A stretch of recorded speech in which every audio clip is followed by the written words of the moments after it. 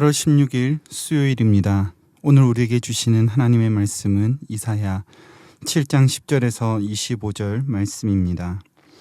여호와께서 또 아하스에게 말씀하여 이르시되 너는 내 하나님 여호와께 한 징조를 구하되 깊은 데에서든지 높은 데에서든지 구하라 하시니 아하스가 이르되 나는 구하지 아니하겠나이다. 나는 여호와를 시험하지 아니하겠나이다 한지라. 이사야가 이르되 다윗의 집이여 원하건대 들을지어다. 너희가 사람을 괴롭히고서 그것을 작은 일로 여겨 또 나의 하나님을 괴롭히려 하느냐. 그러므로 주께서 친히 징조를 너희에게 주실 것이라. 보라, 처녀가 잉태하여 아들을 낳을 것이요 그의 이름을 임마누엘이라 하리라. 그가 악을 버리며 선을 택할 줄 알 때가 되면 엉긴 젖과 꿀을 먹을 것이라. 대저 이 아이가 악을 버리며 선을 택할 줄 알기 전에 내가 미워하는 두 왕의 땅이 황폐하게 되리라. 여호와께서 에브라임이 유다를 떠날 때부터 당하여 보지 못한 날을 너와 내 백성과 내 아버지의 집에 임하게 하시리니 곧 아수르 왕이 오는 날이라.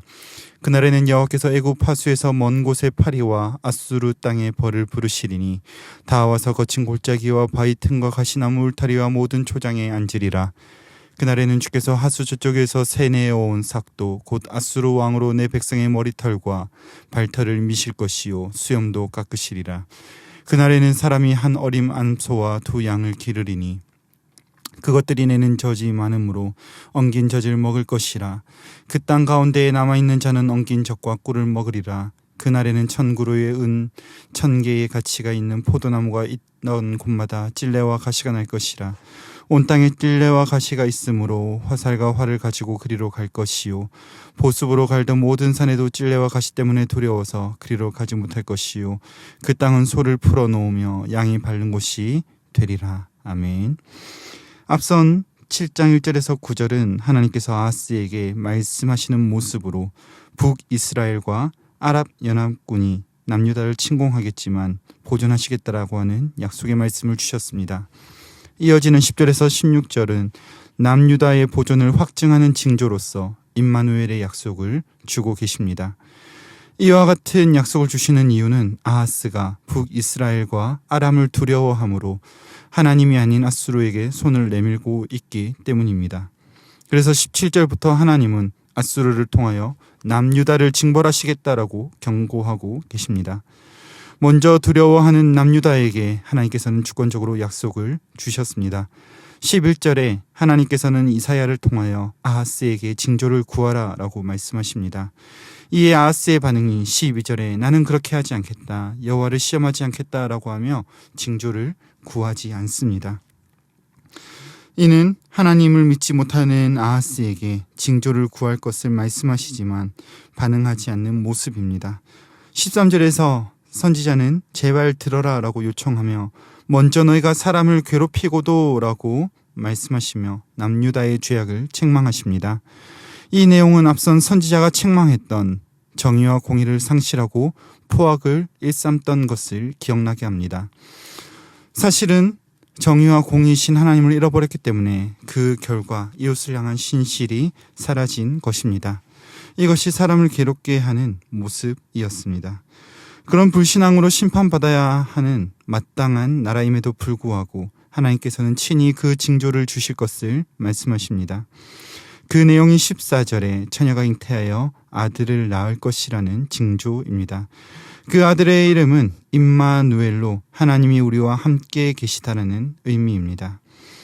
이 징조를 구하지 않는 아하스에게 하나님께서는 친히 주실 것을 약속하는 부분입니다.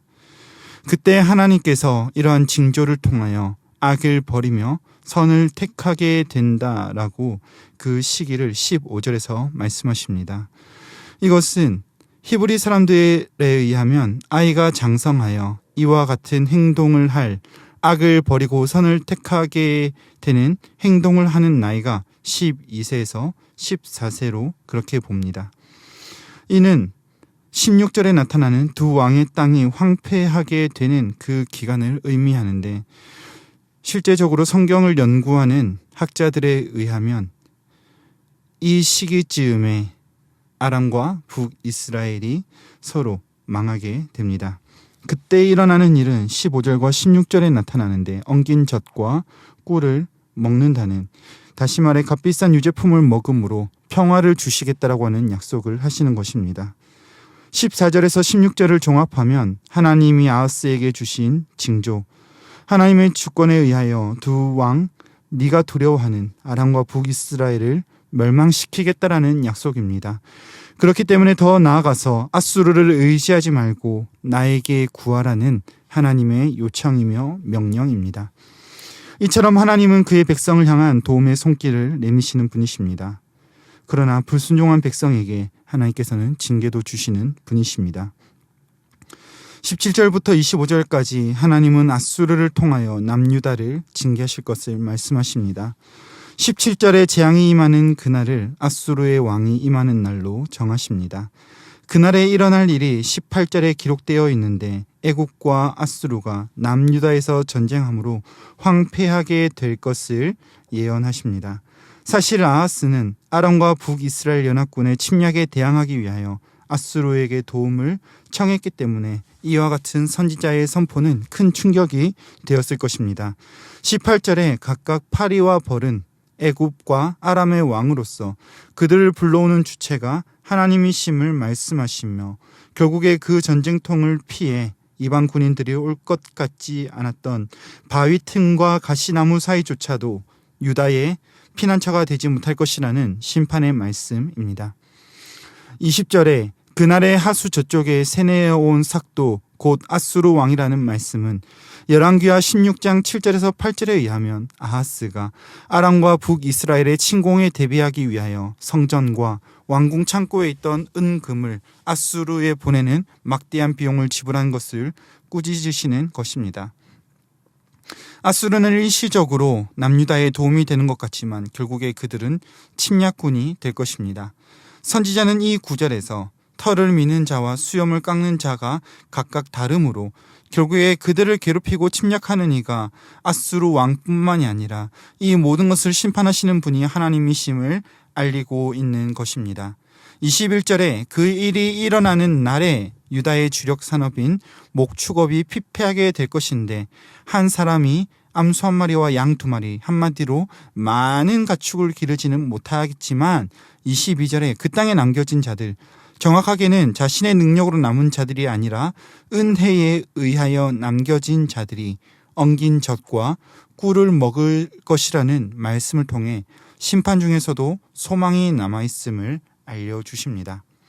그러나 끝나지 않는 심판의 모습이 24절에 극상품의 포도가 나던 곳에는 찔레와 가시로 농기구를 가지고 가서 경작할 땅에는 짐승로부터 보호할 무기를 가지고 가게 될 것이며 그럼에도 마지막 25절에서는 소를 방목하는 모습을 통해서 그럼에도 불구하고 심판 가운데서도 하나님의 은혜가 계속될 것을 말씀하시는 것입니다.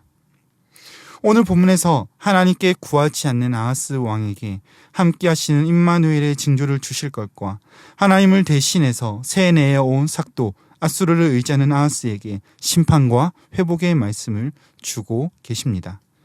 이 본문을 그냥 읽으면 한 구절 안에 하나님의 심판과 회복의 말씀이 같이 있어서 무슨 의미일까라는 생각을 할 수 있습니다. 그러나 아하스와 남유다를 꾸짖으시는 하나님의 말씀 안에는 애타는 아버지의 마음이 느껴집니다. 나에게 구하지 않는 너에게 나를 의지하지 않고 많은 세를 내어온 삭도가 너희에게 올무가 될 것이다. 그 결과로 너희가 수치를 당하겠지만 그 가운데서도 나는 너희를 버리지 않겠다라는 하나님의 마음이 담겨져 있음을 봅니다. 불신앙으로 일관하며 징조를 구하지도 아니하고 하나님을 의지하지도 않는 유다를 향하여 하나님께서는 심판의 메시지를 주시지만 그 가운데서도 친히 함께 하시겠다. 내가 너희에게 함께 하겠다라고 말씀하시며 긍휼을 잃지 않으시는 하나님을 발견하게 됩니다. 오늘 이 말씀 앞에서 우리가 결단할 것은 하나님의 마음을 알아 세상의 것을 의지하지 않는 것입니다. 하나님을 믿는다라고 말하면서 불신앙의 모습이 동시에 우리에게 있음을 발견하게 됩니다. 분명히 우리의 불신앙으로 인하여서 우리는 수치를 당하지만 하나님은 그 가운데서도 보호하시고 은혜를 베푸시는 아버지이십니다. 우리는 그것을 알기에 불신앙으로 일관하는 것이 아니라 하나님만을 의지하길, 그 하나님만을 바라보길 원하시는 그 주님의 마음을 아는 저와 여러분이 되기를 소망합니다. 그래서 한쪽은 하나님, 다른 한쪽은 세상에 발 담그고 살아가는 것이 아니라 온전히 주님을 철저하게 신뢰하는 저와 여러분들이 되시기를 간절히 소망합니다. 이렇게 우리가 할 수 있는 이유, 우리의 철저한 불신앙에도 불구하고 하나님을 신뢰하지 않았음에도 불구하고 하나님께서는 우리를 위하여 그 아들 예수 그리스도를 통하여 정결하게 하시며 온전히 십자가에 못 박게 하심으로 그리스도로 살아가게 하셨기 때문입니다.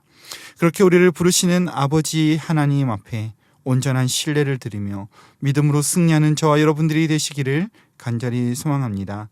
말씀을 맺겠습니다. 하나님은 불순종 앞에서는 진노하시며 친히 심판하시는 분이십니다. 그러나 그 가운데서도 긍휼을 잃지 않으시고 스스로의 인자하심과 신실하신 약속을 따라 구원의 은혜를 베푸시며 자녀된 우리가 돌이키기를 간절히 원하시는 분이십니다. 오늘 그 하나님의 마음을 알아 우리의 연약함으로 일관하는 것이 아니라, 그래서 세상의 것에 소망을 두는 것이 아니라 주님의 손에 붙들린 자들로 정말로 하나님만을 의지하며 이 세상 가운데 하나님의 영광을 나타내는 은혜가 있으시기를 간절히 소망합니다. 기도하겠습니다. 거룩하신 주님, 우리의 연약함을 아시고 친히 함께 하시며 진노로 긍휼로 우리를 인도하시는 주님을 찬양합니다. 우리의 일생이 모든 순간이 주 안에 있기에 주의 진노도 긍휼히 여겨주심도 모두 은혜임을 고백합니다. 어리석은 우리가 아버지의 마음을 알아 우리가 불러온 진노의 그릇에 빠지는 것이 아니라 회복하시고 일으키시는 주님, 영원한 생명 주시는 주님 의지하여 하나님의 자녀답게 살아가는 우리가 되게 하여 주시옵소서. 우리가 세상의 것을 의지하고 싶을 때마다, 불신앙으로 일관할 때마다 임마누엘의 약속으로 함께 하시는 주님께서 여전히 우리와 함께 계심을 바라보고 경험하며 걸어가는 이 하루 한날 되게 하여 주시옵소서. 그렇게 우리를 인도하실 주님 감사하며 우리 구주 예수님의 이름으로 기도드립니다. 아멘. 이 시간 함께 기도하실 때 주신 말씀 붙들고 기도하시고 주간 기도 제목에 따라 전도와 선교를 위하여 기도하시겠습니다. 신부산교회가 전도하는 교회, 선교하는 교회가 되도록, 우리 신부산교회가 부산 지역에 죽어가는 영혼을 살리는 교회가 되도록, 또한 우리 교회가 파송하고 후원하는 선교사님들과 세계의 선교를 위하여 기도하시고 개인적인 제목으로 기도하시다가 각자의 처소로 돌아가시겠습니다. 함께 기도하겠습니다.